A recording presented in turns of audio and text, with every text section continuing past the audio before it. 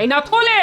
এ কি গিন্নি, না বলে কয়ে সকাল সকাল হাতে থলি ধরিয়ে দিলে যে? খেলা খেলা করে শুয়ে বসে ভালোই তো সময় কাটাচ্ছ, তবে এবার এটাও বুঝে নাও বাজারে না গেলে উনুন চলবে না, আর সেটা না হলে পেটও চলবে না। হ্যাঁ, সারাটা জীবন তো পরিশ্রম করেই কাটিয়ে দিলাম, এখন কদিন একটু শুয়ে বসে কাটাচ্ছি, সেটা আর তোমার ভালো লাগছে না বুঝি? হ্যাঁ, হচ্ছে না, এমন কুড়েমি করলে আর হাঁড়ি চড়বে না। হ্যাঁ, যাই, তবে মূলোটা বেগুনটা যা পাই তাই দিয়ে থলে ভরাই।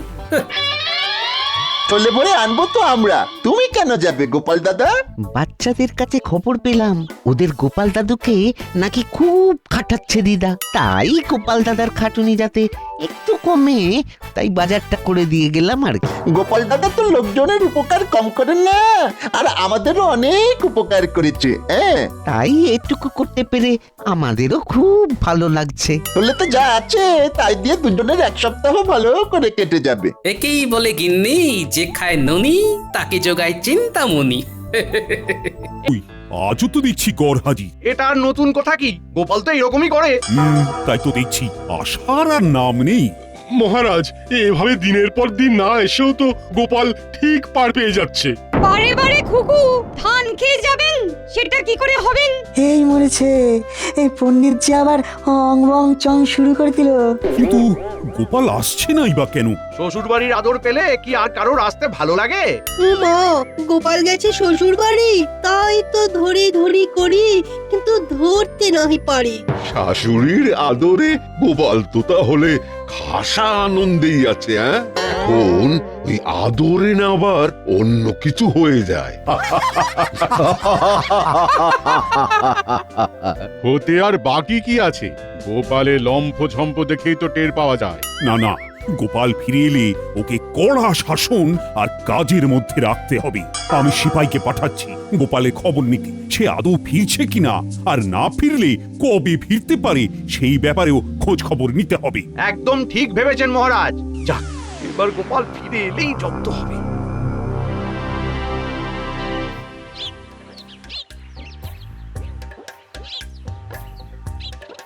গোপাল দাদা, ও গোপাল দাদা, বাড়ি আছো নাকি? মহারাজ ডেকে পাঠিয়েছেন। কাকে ডাকছো আদর করে? হ্যাঁ? ওই দেখো, সে তো দিব্যি নাক ডেকে ঘুমাচ্ছে। তাই তো দেখছি। বেশ, তাহলে মহারাজকে গিয়ে তাই বলি। মহারাজের কানে কথা গেলে যে কি হবে কে জানে, তবে না জানিয়েই বা উপায় কি? হ্যাঁ, আরাম করতে করতে লোকটা যে একদম কাম কাজ শিখে তুলেছে। ওহ,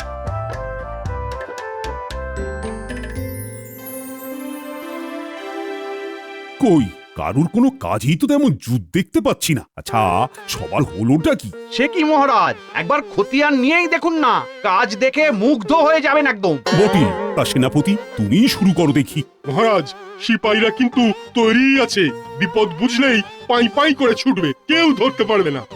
তবে আমার গণনা বলছে এক্ষুনি তেমন কোনো বিপদের সম্ভাবনা নেই। তাই যাহা ইচ্ছা করি যেথা খুশি যাই। হ্যাঁ, আর নিয়ম করে রাজসভায় আসি যাই আর বেতন পাই। আমার কিন্তু কাজের বিরাম নেই মহারাজ, নিত্য নতুন গবেষণা আজকাল। হ্যাঁ, সেই সব গবেষণার ফলটা কি হচ্ছে? সবই তো বিফলে যাচ্ছে মনে হচ্ছে।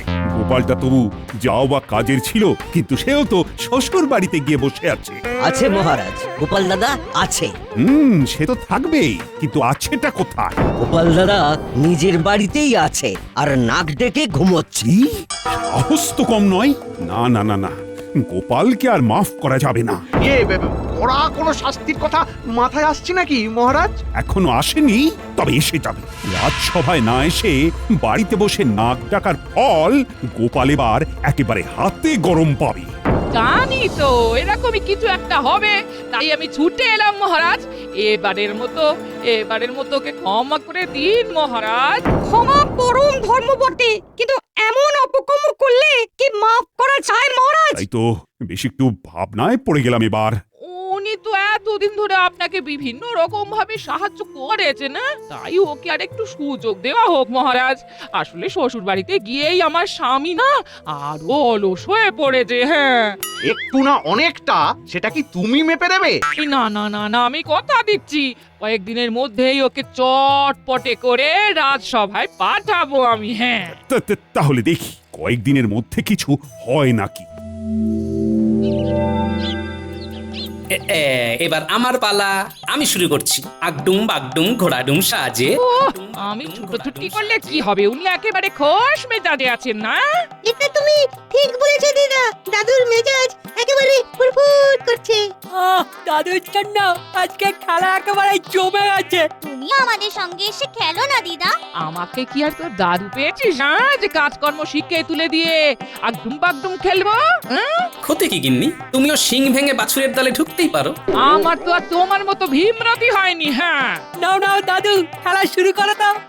দিদা এসেই না সব গুলিয়ে দিল। ও তুই যদি দাদু দাদু করিস, তবে দাদুর সঙ্গে বসে বসে না খেলে দাদুকে নিয়ে অন্তত হেঁটে চলে বেড়াতে তো পারিস। তোদের দাদু যে ঘরে বসে বসে কুঁড়ে হয়ে যাচ্ছে, সে খবর রাখিস? হ্যাঁ, সে হোক গে, আমরা থাকতে দাদুকে হাত পা নাড়াতে হবে কেন? আমরাই তো দাদুর হাত পা, তাই আমরাই দাদুর সব কাজ করে দেব। চল চল, চটপট হাতে পাতে করে দিদাকে দেখিয়ে দি বাচ্চারা কি পারে।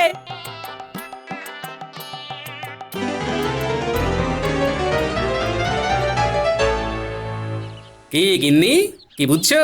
আমার ডান হাত বাঁ হাত কেমন কাজের হয়েছে নিজের চোখে দেখছো তো? এমন নাতি নাতনি থাকলে আমি আর তোমার কুড়েমি বন্ধ করবো কি করে? হ্যাঁ, ওপরওয়ালাই জানে এবার কি হবে। হ্যাঁ, তাহলে বুঝতে পেরেছিস তো কিভাবে কি করতে হবে? আপনি তো একেবারে ফর্দ ধরিয়েই দিয়েছেন মন্ত্রী মশাই। কি কি কিনতে হবে? মাছ, মশলা, তরি তরকারি। যাক যাক, এতদিনে তুমি তাহলে সংসারের দায়িত্ব বুঝেছো। আমি বলার আগে কি সুন্দর সব গুছিয়ে জোগাড় করে আনতে বলছো। হ্যাঁ হ্যাঁ, ফর্দটা বেশ ভালো করেই করেছি, যাতে এক সপ্তাহ আর নড়াচড়া করতে না হয়। এইভাবেই সংসারের প্রতি আরো দায়িত্ব নিতে হবে তোমায়। দায়িত্ব নিচ্ছি বটে, তবে নিজের সংসারে নয়, বরং গোপালের সংসারে। সে কি? আর সেটাও গোপালকে দায়িত্ব দিয়ে ডোবাবো বলে। তুমি যে কি খেলা খেলছো এবার কে জানে।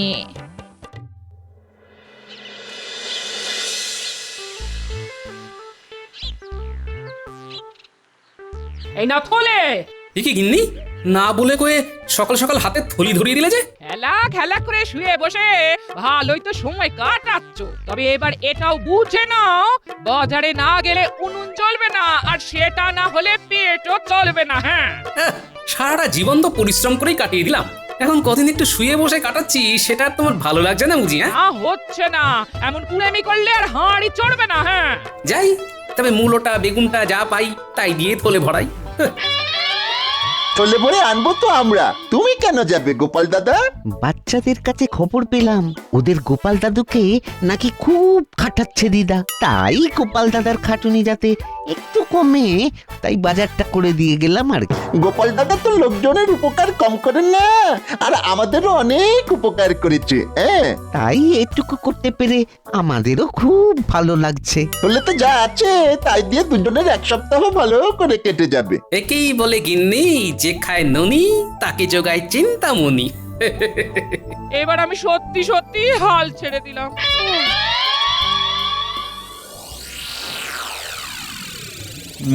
ব্যাপার কি? রাজসভাটা আজও যেন কেমন ফাঁকা ফাঁকা লাগছে। সে তো লাগবেই মহারাজ, গোপাল যে আসেনি আজ। তাই তো, গোপাল তো সভায় আসেনি। না, এটা তো বাড়াবাড়ি। খবর পেয়েছি গোপাল দিনের পর দিন আরো কুঁড়ে হয়ে যাচ্ছে। এখন তো সে বাড়ি থেকে বেরিয়ে বাজার দোকানটা পর্যন্ত করে না। আপনি বলুন মহারাজ, এসব কি হচ্ছে? বলো কি, তাই নাকি? আমি কি একটা ভেষজ আর একবার খাইয়ে দেখবো মহারাজ, এই রোগ সারে নাকি? দেখা দেখির আর কি আছে মহারাজ, এবার অন্তত গোপালকে বরখাস্ত করা উচিত। তার আগে আর একবার ভেবে দেখবেন না মহারাজ, আজ না হোক কাল যদি গোপাল আসে। তো তার জন্য কি বরণ ডালা সাজিয়ে বসে থাকবো আমি? তবু মহারাজ নিজে চোখে একবার দেখবেন নাকি সত্যি মিথ্যে আসলে কি? বেশ তো, তবে ব্যাপারটা কি হচ্ছে সেটা একবার নিজের চোখে দেখি, তারপর না হয় শাস্তি দেব। তেমন হলে বরখাস্তের চিঠি না হয় আমি একেবারে হাতে হাতেই ধরাবো গোপালকে। এবার অন্তত গোপালকে বরখাস্ত করা উচিত।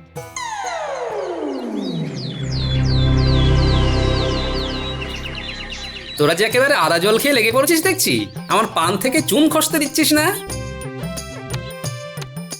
তুমি এখন হাত পা ছড়িয়ে বিশ্রাম নাও দাদু, আমরা তোমাকে ছেড়ে যাচ্ছি না। তুমি খালি বলবে কখন কি লাগবে, আর আমরা সঙ্গে সঙ্গে এইভাবেই তোমার কাছে সব হাজির করে দেব। না তোরা দেখছি সত্যি খুব কাজের হয়ে গেছিস, একটা কিচ্ছু তো 19-20 হতে দিচ্ছিস না। কিরকম কি বুঝছেন মহারাজ? পায়ের ওপর পা তুলে গোপাল কেমন আয়েশ করছে নিজের চোখেই দেখছেন। না না, এই সব দেখে আর সহ্য করা যায় না। চলো, যা হওয়ার এবারে একেবারে সামনাসামনি হবে। সে তো হতেই হবে, আর তার জন্যই তো কাঠখড় পুড়িয়েছি মহারাজ। তারপর গোপাল, তোমাকেও যেন বেজায় ক্লান্ত দেখাচ্ছে। তা শরীর আর চলছে না বুঝি? আরে আরে মহারাজ যে কি সৌভাগ্য আমার। সৌভাগ্য না দুর্ভাগ্য সেটা তো এক্ষুনি টের পাবে। এই যে শোনো গোপাল, তোমার এই ঘরে বসে বসে ডিমে তা দেওয়া আর নেওয়া যাচ্ছে না। আজ আমি একটা হেস্তনেস্ত করেই ছাড়বো। হেস্তনেস্ত নয় মহারাজ, বলুন বরখাস্ত। হ্যাঁ হ্যাঁ হ্যাঁ, মানে তাই, আমি একেবারে তৈরি হয়ে এসেছি। এই যখন এতটাই করলেন তখন আরেকটু করুন মহারাজ। আবার কি করব? মহারাজ আপনি পারেন ওকে কাজের মধ্যে ফেরাতে। ওকে একটা দায়িত্বশীল কাজ দিলেই সেই কাজ করতে গিয়ে ও একটু চন মনে হবে। আর এটাই একটা শেষ সুযোগ মহারাজ। আবার একটা সুযোগ? এতেও যদি ওর কোনো উন্নতি না হয় তাহলে মহারাজ আপনি যা শাস্তি দেবেন তাই ও মাথা পেতে নেবে। হ্যাঁ, ও গোপালের গিন্নি তো জ্বালিয়ে মারলো দেখছি। মহারাজ সবে গোপালকে বরখাস্ত করবে করবে করছেন, অমনি একবারে দরখাস্ত নিয়ে হাজির। উফ, বেশ, তাহলে আগামীকাল গোপাল তুমি একেবারে গিন্নিকে নিয়ে একবার সভায় হাজির হবে।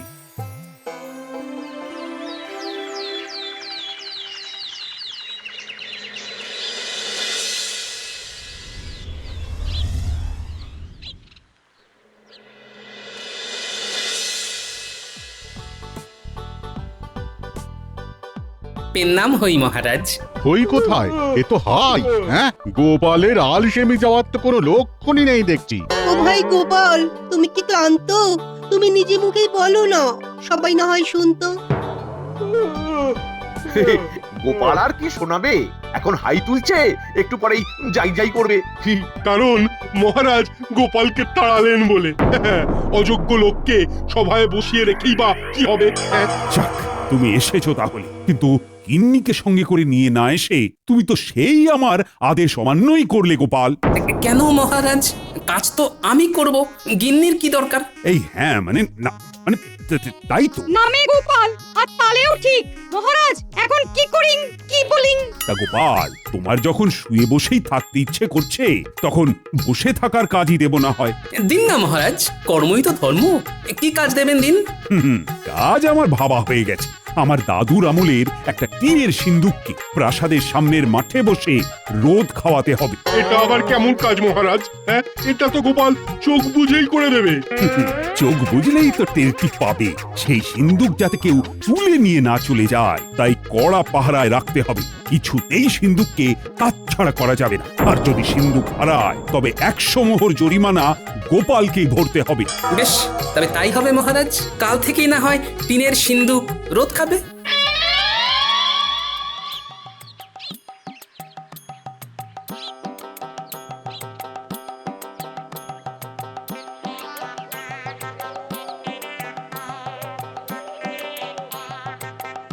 কি গো, বলি কাজ করে মহারাজের মেজাজটা ঠিক করতে পারলে নাকি আবার জল ঢেলে দিয়ে এলে? কাজ আর এমন কি, ওই টিনের বাক্স রোদ খাওয়াতে হবে আর পাহারা দিতে হবে। দেখে দেখে মহারাজ কাজও একটা দিয়েছেন বটে। হ্যাঁ, সেটা না হয় ঠিক আছে, তবে বাক্স হারিয়ে গেলে 100 মোহর জরিমানা দেওয়ার ব্যাপারটা শুনেই তো নড়ে চড়ে বসতে হচ্ছে। সে আবার কি কথা? সেটাই তো আসল কথা গিন্নি। 10 মোহরে যে বাক্স পাওয়া যায় তার জন্য 100 মোহর জরিমানাটা যে মোটেই মানা যাচ্ছে না গিন্নি। আমাকে ভয় পাইয়ে দিতে মহারাজ জরিমানার পরিমাণটা বাড়িয়ে দিয়েছে। সে একরকম ভালোই করেছেন, এতেই কাজ হবে। তবে মহারাজও টের পাবেন জরিমানার কথা বলে তিনি আমাকে কত বড় একটা সুযোগ করে দিয়েছেন। আবার আবার কি প্যাঁচ কষছো বলো তো তুমি? হ্যাঁ, এখনো কষিনি, তবে কষে ফেলতে কতক্ষণ? তবে তার জন্যে বাচ্চাদের সঙ্গে নিতে হবে। যা হওয়ার কাল বেলা গড়ালেই দেখা যাবে।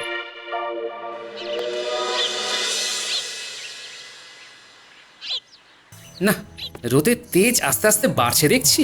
সিন্ধুকের সঙ্গে সঙ্গে যে আমিও রোদে সেঁকে যাচ্ছি। ওই তো গোপাল কাজে লেগে পড়েছে দেখছি। ওটার এমন কি কাজ? তবে হ্যাঁ, ওই বসে থাকাটাও যে কত কষ্টের সেটা গোপাল এবার টের পাচ্ছে। গোপালং আলস্যং গচ্ছামি। এবার গোপাল বুঝুক ঠেলা, এটাও মহারাজের একরকম মারি বটে। মহারাজ ভাতে না মেরে হাতে মারছেন, দেখেও শান্তি। বেলা বেশি বাড়ার আগেই খেলা শুরু করে দিতে হবে, কিন্তু বাচ্চাদেরই তো এখনো পাত্তা নেই। আচ্ছা কাছি দাদু, আর সঙ্গে করে সব কিছু একেবারে গুছিয়ে নিয়ে এসেছি। এই যে জল, গামছা, গুড়ের বাতাসা। আরে এসব না হয় হলো, কিন্তু কাজের জিনিসগুলো এনেছিস কি? এনেছি তো, এই তো খড়ির টুকরো, কাগজ, কলম, একদম যেমন বলে দিয়েছিলে।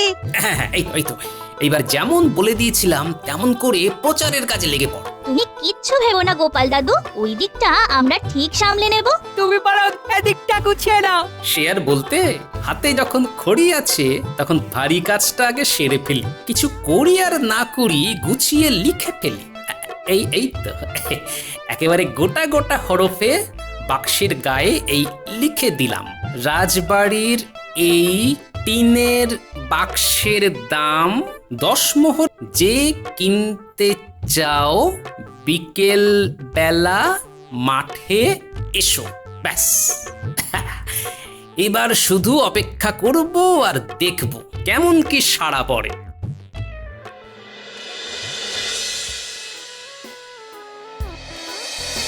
ও মা, দেখো দেখো, মহারাজের মনি যেন ফুর্তি, মিটিমিটি হাসছেন, যেন ভাবছেন কত কি। সে তো হবেই সভাকবি, সে তো হবেই। মহারাজ যে অলস গোপালকে আচ্ছা করে ঘোল খাইয়ে দিয়েছেন এবারে। রোদে বসে থাকতে থাকতে গোপালের মাথাটাই না এবার খসে পড়ে। বুদ্ধিতে যে মহারাজ গোপালের থেকেও কম যান না সেটা দেখিয়ে দিলেন বটে। হ্যাঁ, বসে বসেও যে মাথার ঘাম পায়ে ফেলা যায় সেটা তাহলে এবার গোপাল জানলো। কি বলো সবাই? বলার আর কি আছে মহারাজ, আমরা তো যা দেখার নিজের চোখেই দেখে এলাম। হ্যাঁ, গোপাল তো যথা সময়ে এসেই সিন্দুক নিয়ে গেছে, এবার কদিন রাখুক না কাছে কাছে। আগে মহারাজ, বেশি দিন কি আর রাখার প্রয়োজন আছে? ওই রোদ গরম কি গোপালের সহ্য হবে? গোপাল কষ্ট পাবে বলছো? কষ্ট পেলে পাক মহারাজ, তবেই তো ওর আলসেমির স্বভাবটা নষ্ট হবে। তাহলে আমার চিন্তা ভাবনায় কোনো গলদ নেই, তাই তো? আমার এক টোটকায় অলস গোপাল এবার কাত হয়েছে।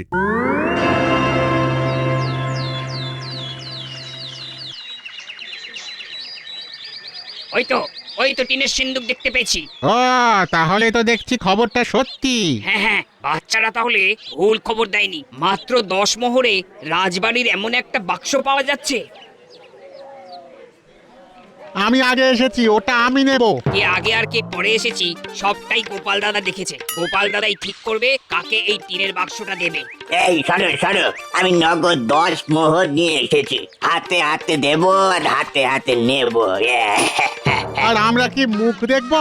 আহা, নিজেদের মধ্যে গুঁতোগুতি করে কি লাভ ভাই? বাক্স তো একটাই, তাই সবাই পাবে কি করে? তাহলে কি উপায়, কে পাবে ওটা? সেই জন্যই তো ভাগ্য পরীক্ষার ব্যবস্থা করছি আমি। যারা ভাগ্য পরীক্ষার খেলায় যোগ দিতে চাও তারা একটা করে মোহর দাও, তারপর দেখো কি হয়। এই নাও, আমি দিলাম।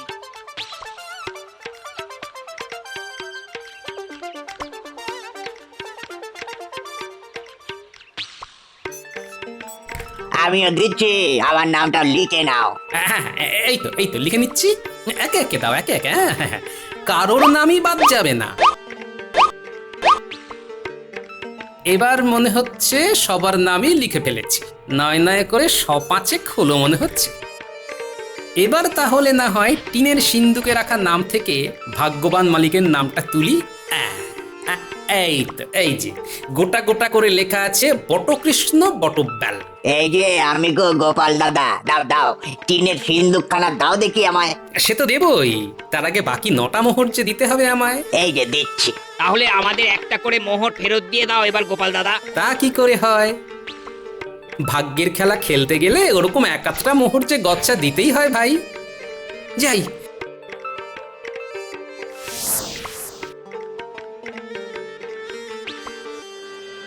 আমি এগোলাম। যাই, আমি বরং এবার মহারাজের কাছে যাই। দুগ্গা দুগ্গা।